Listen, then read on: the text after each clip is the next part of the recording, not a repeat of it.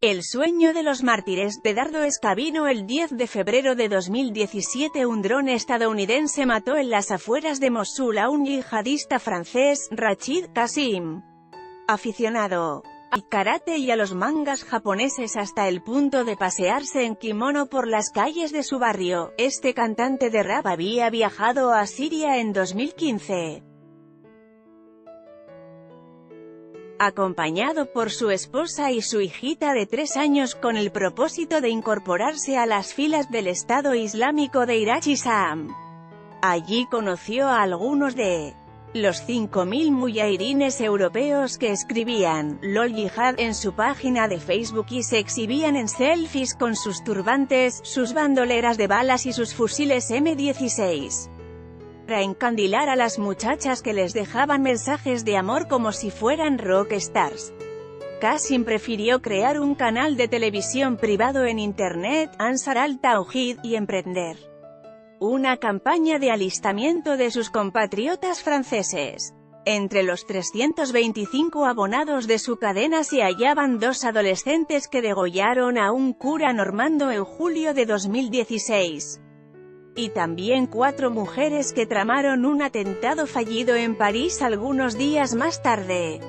Un chico de 15 años, arrestado en las inmediaciones de la Gare de Lyon cuando se disponía a atacar a los transeúntes muñido de un arma blanca, reconoció haber sido reclutado por el cantante de rap y les explicó a los investigadores que había querido morir como un mártir después de haber matado a un montón de kufar infieles.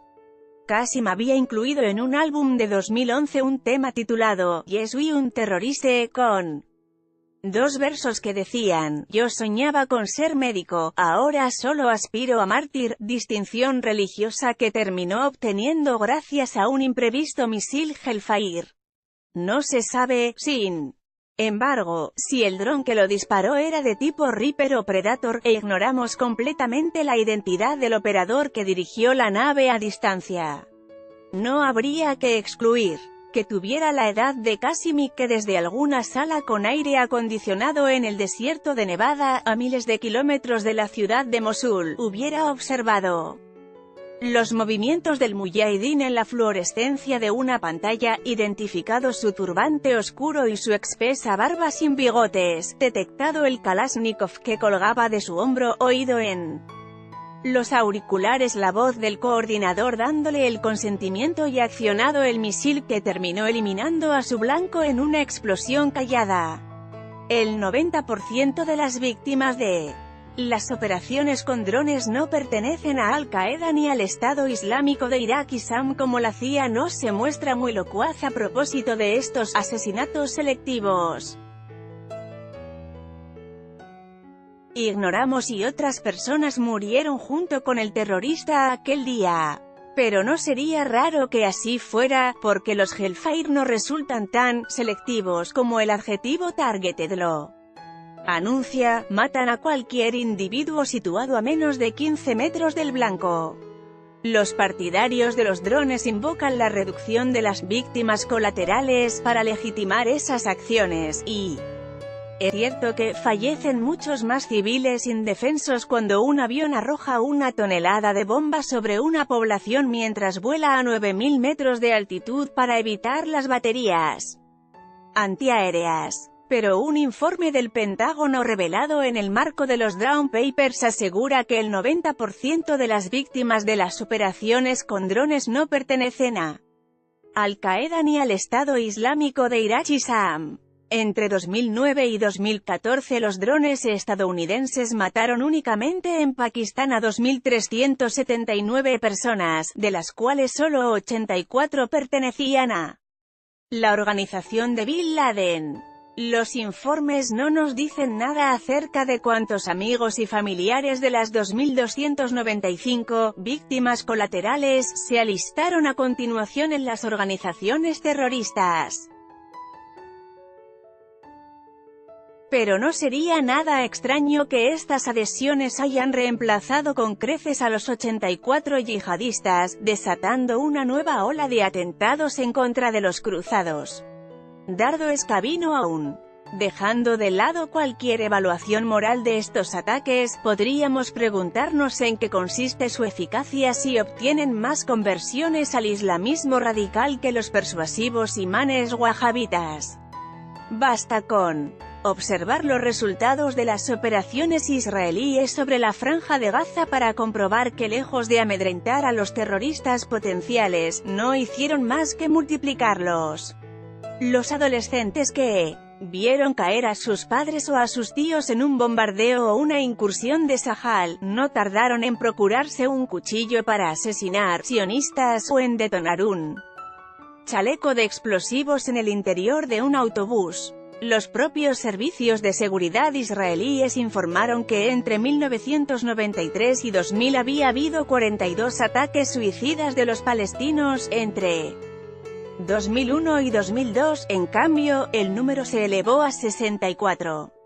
Según un informe del Consejo de Seguridad de la ONU publicado en mayo de 2015, el número de yihadistas extranjeros en Siria aumentó un 71% desde que comenzaron los bombardeos norteamericanos y franceses, de modo que las 28.578 bombas arrojadas sobre Irak y Siria hasta el 14 de noviembre de 2015 no disuadieron a los combatientes islamistas sino que los alentaron.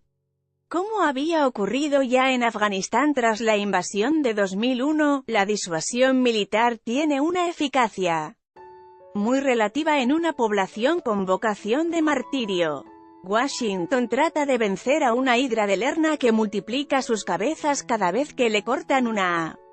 Y por eso hasta un irreductible halcón de la administración Bush, Donald Rumsfeld, reconoció en 2003 que nuestra situación es tal, que cuanto más duro trabajamos, más retrocedemos.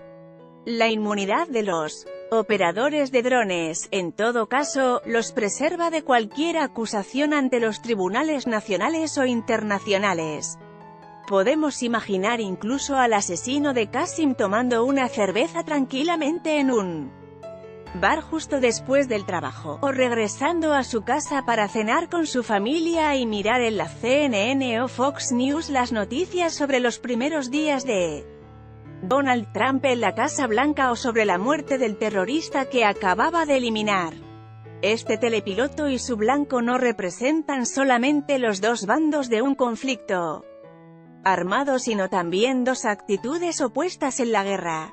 El francés alimentaba una página de Facebook para reclutar combatientes, escribía temas de rap que celebraban el martirio y organizaba atentados cuyas víctimas eran minuciosamente contabilizadas por la prensa occidental. La identidad del norteamericano forma parte de los secretos militares de los Estados Unidos. Sus targeted killings no suelen verse ensalzados a través de canciones, imágenes o manifiestos, y la prensa occidental suele omitir el número de víctimas de semejantes acciones.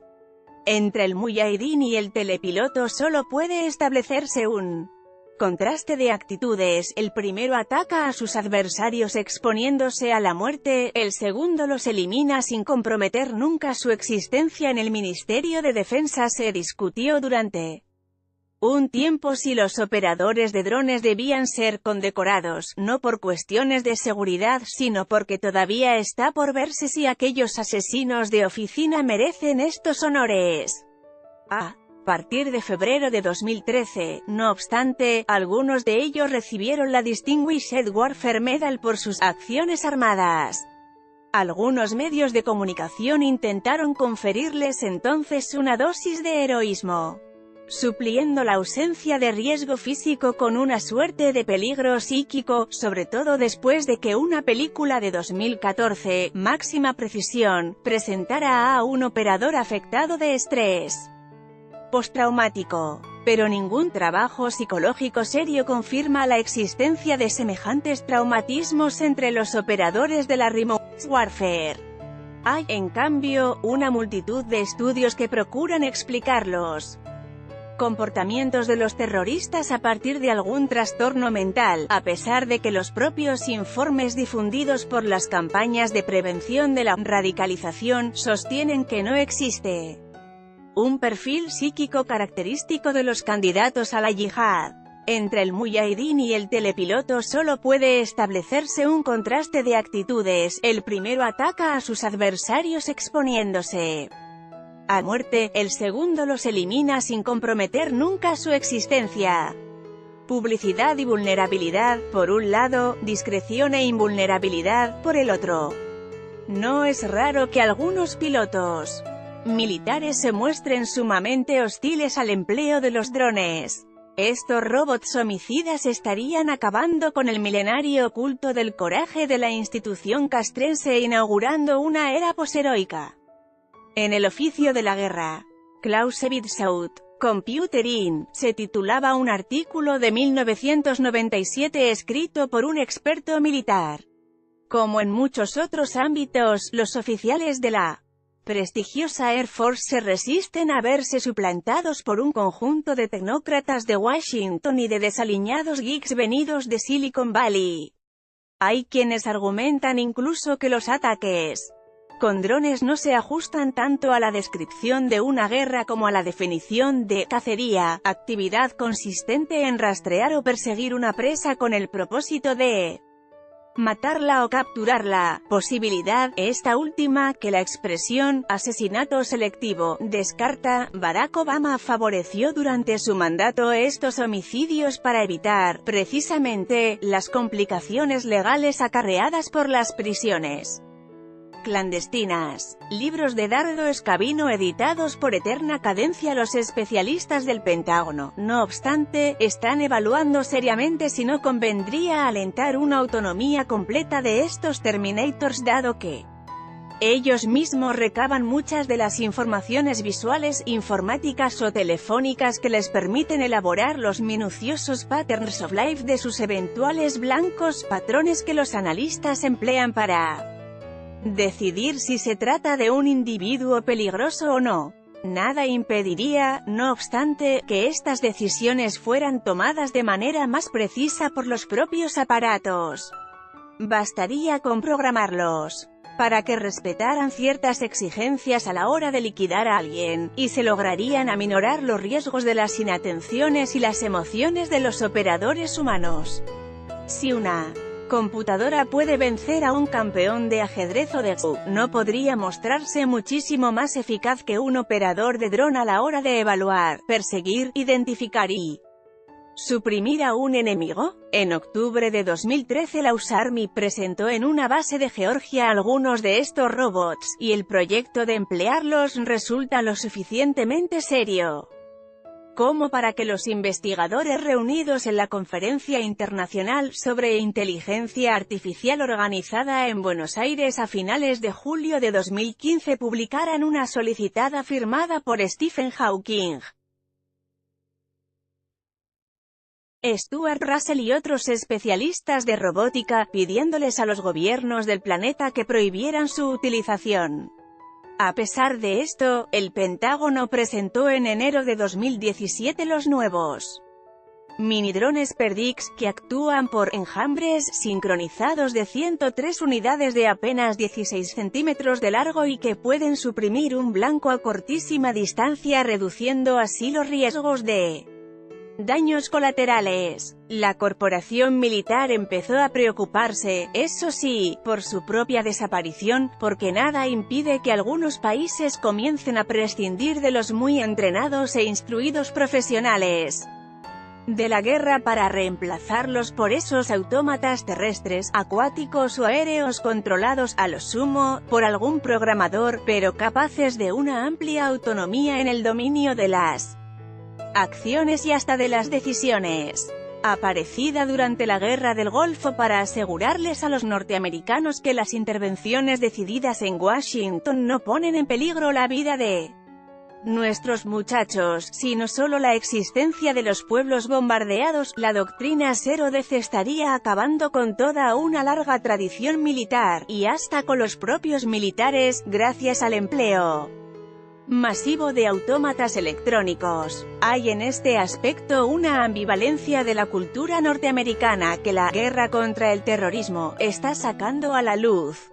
Un conflicto armado va perdiendo popularidad a medida que los cementerios militares se llenan de lápidas, y por eso las autoridades se ven tentadas de disimular, como ocurrió durante la guerra de Irak, los entierros de soldados. Pero la cultura estadounidense sigue celebrando, a través del cine, de las series, de los cómics y hasta de las ceremonias oficiales, a los grandes héroes de la guerra. Cada una de las estrofas del himno de Estados Unidos termina saludando la tierra del hombre libre y la patria del valiente, y las imágenes cinematográficas de aquellos jardines de piedra, con las tumbas de los caídos en Vietnam, Irak o Afganistán comportan una ambivalencia. Pueden estar denunciando el sacrificio de jóvenes norteamericanos en el altar de las grandes corporaciones petroleras o armamentistas, pero también celebrando el heroísmo de un pueblo dispuesto a sacrificarse para defender su patria y su estilo de vida.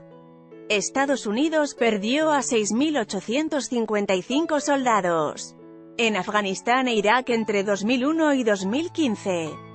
El número de suicidios entre los soldados involucrados hasta 2012 en ambos conflictos superaba los 8.000, lo que significa un promedio de 22 muertes diarias. George W. Bush tenía toda la razón cuando afirmaba que los terroristas de Al-Qaeda detestaban la libertad de los norteamericanos. Sucede sencillamente que la libertad para él y para una buena parte de su generación, se convirtió en el derecho de los individuos a no sacrificar ni su vida ni sus bienes para defender el bien común. Y por eso habría que entender también aquella sentencia bajo su forma invertida: los norteamericanos detestan la libertad de Al-Qaeda porque para Bin Laden, y para una buena parte de su generación, la libertad de una persona reside en el coraje para sacrificar su vida y sus bienes en defensa del bien común. El dron constituye, en este aspecto, un dispositivo técnico pero también ideológico, o una manera de resolver la contradicción entre la defensa del bien común y la libertad individual. Y se opone diametralmente al chaleco de explosivos. Con todo, la interpretación de esa libertad individual, y de la doctrina Zero Death, tiene muchísimos bemoles en los Estados Unidos. Para empezar, es cierto que este país perdió a 6.855 soldados en Afganistán e Irak entre 2001 y 2015, una cantidad relativamente baja si se tiene en cuenta la envergadura de ambas intervenciones y los 14 años de combates.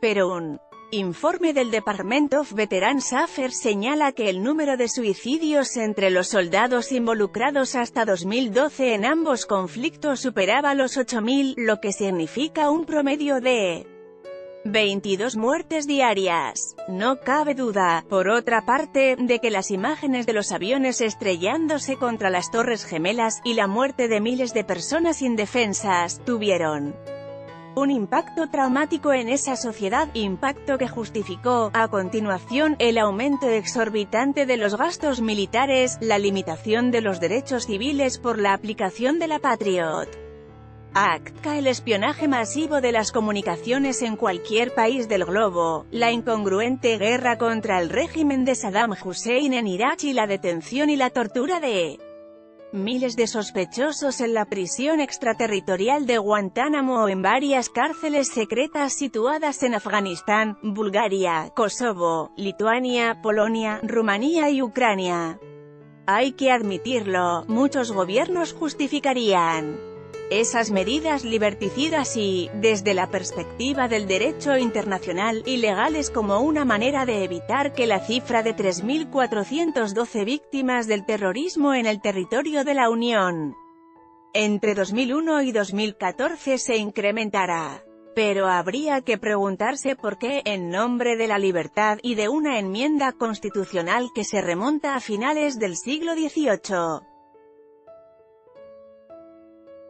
no se toman medidas semejantes para evitar las muertes por armas de fuego, como lo señala un informe del Center for Disease Control and Prevention. 440.095 personas murieron en los Estados Unidos por heridas de bala en ese mismo período. Solamente en 2013 hubo 33.169 muertes por este motivo, cifra que no incluye a los abatidos por las fuerzas de seguridad y que se divide en 11.208 homicidios, 21.175 suicidios, 505 accidentes, 281, sin una intención determinada. La filosofía actual de dardo es cabino si se tiene en cuenta las 8.615 personas que murieron ese mismo año en Afganistán, y se piensa además que esa cifra no comprende solamente a los muertos por arma de fuego sino también por bombardeos, atentados terroristas y ataques de drones. Llegamos a la conclusión de que un civil tiene más chances de morir de un tiro en un viaje por los Estados Unidos que atravesando las tierras de los talibanes. Qasim y su cazador son dos productos de nuestras sociedades y dos encarnaciones extremas de nuestras maneras de entender la relación entre individuo y sociedad. Hegel tenía razón, las guerras nos ayudan a comprender nuestras sociedades.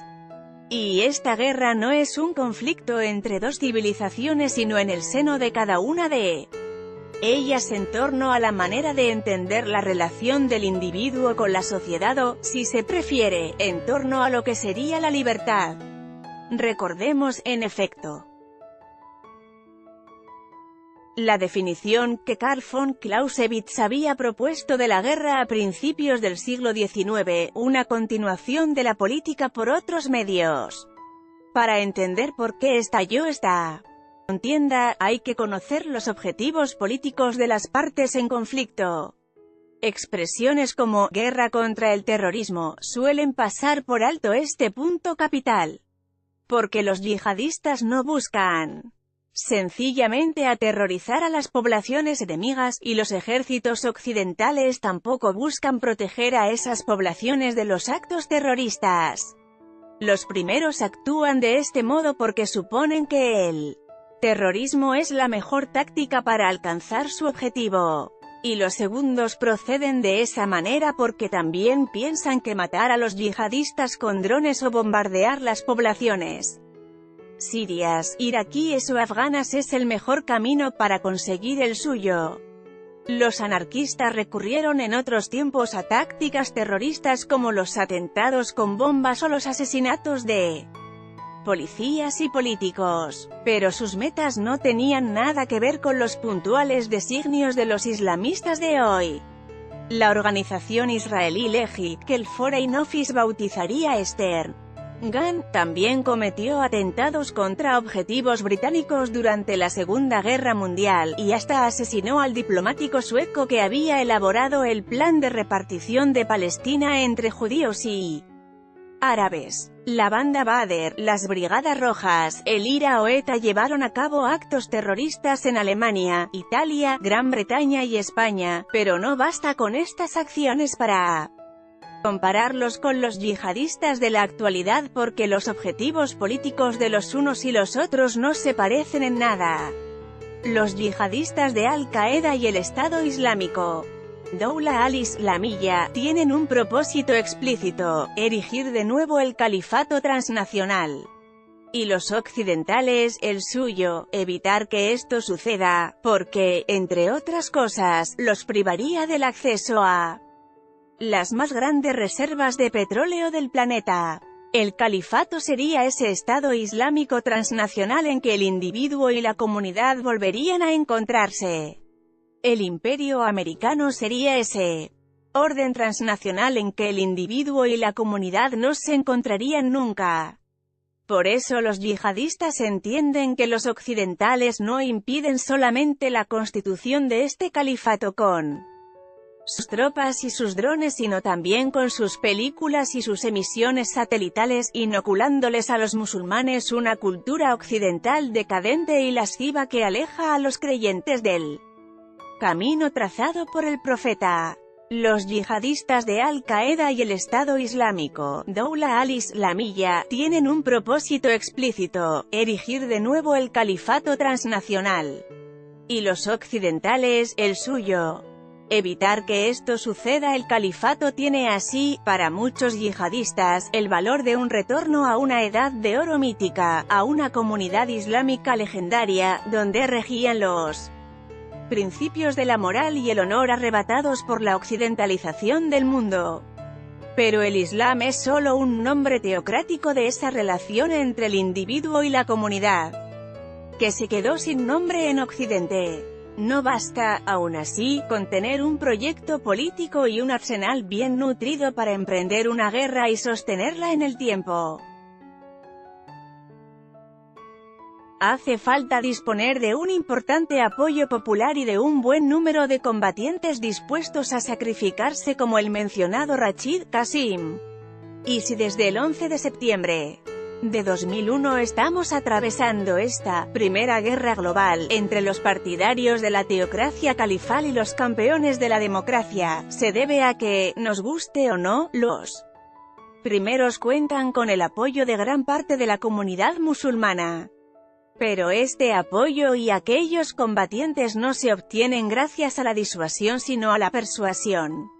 El proyecto de reconstitución de un califato transnacional, meticulosamente desinfectado de la corrupción de Occidente, goza de suficiente popularidad en el mundo musulmán como para atraer a importantes contingentes de jóvenes llegados del mundo entero y para incitar a muchos otros a convertirse al Islam.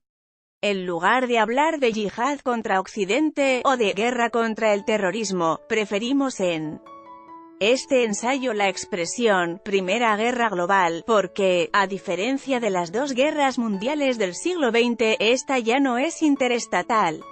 Ningún Estado, en efecto, le ha declarado la guerra a otro, por lo menos después de la intervención en Irak, y tanto los atentados terroristas como los asesinatos selectivos se llevan a cabo en varios territorios nacionales, ignorando la soberanía de los respectivos estados. Para entender entonces esta primera guerra global, tenemos que entender antes por qué esos musulmanes apoyan el proyecto de las organizaciones yihadistas y por qué muchos de entre ellos aceptan incluso combatir y sacrificarse por él. Para algunos, estas convicciones provienen de la propia religión y la cultura musulmana en las cuales fueron educados varios cientos de millones de habitantes del planeta, dándole, supuestamente, la espalda a la educación occidental, sobre todo después de la desaparición de los grandes imperios coloniales que les habían inculcado a esas poblaciones una visión eurocéntrica del mundo. Pero este argumento tiene un punto débil, y es que muchos de esos jóvenes que parten a Siria o Irak para combatir a los cruzados no provienen de países árabes, magrebíes, persas o sahelianos sino europeos, donde sus padres musulmanes habían abandonado total o parcialmente la práctica de esa religión. Y ellos fueron educados en escuelas laicas y republicanas. Dado escabino, una mayoría de estos yihadistas son conversos o, más precisamente, born again, expresión que algunas sectas protestantes estadounidenses emplean para referirse a los creyentes que volvieron a abrazar la religión que sus padres, o ellos mismos, habían abandonado, como ocurrió con el expresidente George W. Bush. Pero incluso entre los habitantes de